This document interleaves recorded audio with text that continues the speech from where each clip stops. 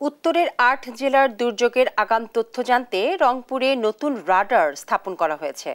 রোববার সকালে রংপুর আবহাওয়া অফিসে নতুন রাডার উদ্বোধন করা হয়।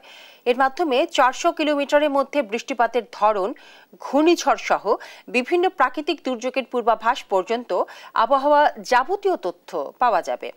বাংলাদেশ এবং জাপানের সহযোগী সংস্থা জাইকার অর্থায়নে রংপুরে নতুন রাডার স্টেশন স্থাপনের কাজ শুরু হয় ২০২৩ সালের ১ এপ্রিল।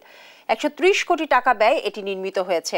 এই রাডারের মধ্য দিয়ে উত্তরাঞ্চল আবহাওয়ার তথ্য জানার নতুন দিগন্ত উন্মোচন হবে বলে আশা করছেন সংশ্লিষ্টরা।